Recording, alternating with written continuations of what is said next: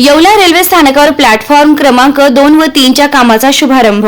दिंडोरी लोकसभेचे खासदार श्री भास्करराव भगरेसर व रेल्वे सल्लागार समितीच्या सदस्य योगेश सोनवणे यांच्या पाठपुराव्याने येवला रेल्वे स्थानकावरील प्लॅटफॉर्म क्रमांक 2 व 3 चे काम आज सकाळी राष्ट्रवादी काँग्रेस पार्टीचे प्रदेश उपाध्यक्ष ॲडव्होकेट माणिकराव माधवराव शिंदे तसेच नगरसेवक रुपेश दराडे यांच्या हस्ते नारळ वाढवून सुरू करण्यात आलं।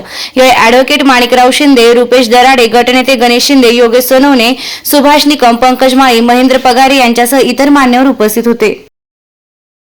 तर आज या ठिकाणी हे जे उद्घाटन झालेलं आहे ते या ठिकाणी नवीन प्लॅटफॉर्म येवले स्टेशनला जो खासदार भगरे साहेबांच्या प्रयत्नातनं आणि त्यांच्या सर्व पुढाकाराने आणि त्या ठिकाणी आमचे रेल्वेवर सदस्य असलेले सल्लागार समितीचे येवल्याचे योगेश भाऊ सोनवणे आणि रेल्वेवर सदस्य असलेले दुसरे सदस्य सुभाष भाऊ निकम यांचा पाठपुरावा हा आजच्या या उद्घाटनाला खरा कारणीभूत आहे आणि त्या दृष्टिकोनातनं या ठिकाणी या प्लॅटफॉर्मच्या माध्यमातनं मोठी नागरिकांची सोय होणार आहे आणि त्याचबरोबर या ठिकाणी आज सर्व येवले नगरपालिकेचे नगरसेवक आणि इतर सर्व या परिसरातील मान्यवर लोक या ठिकाणी उपस्थित आहेत। त्यांच्या या उपस्थितीत होणाऱ्या या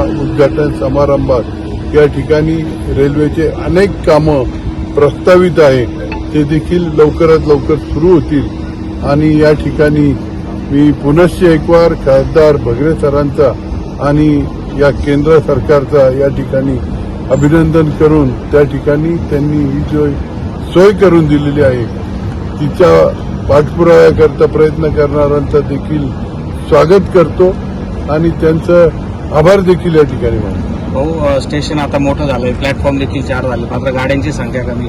भास्कर भगरे सरांच्या माध्यमातून गाड्या थांबवण्यासाठी प्रयत्न केले गेले पाहिजे। निश्चितपणे तो प्रयत्न आहे। मध्यंतरी पंढरपूरला जाणारी रेल्वे ही या ठिकाणावरून सुरू व्हावी आणि ती एक सोय व्हावी याकरता प्रयत्न झाले।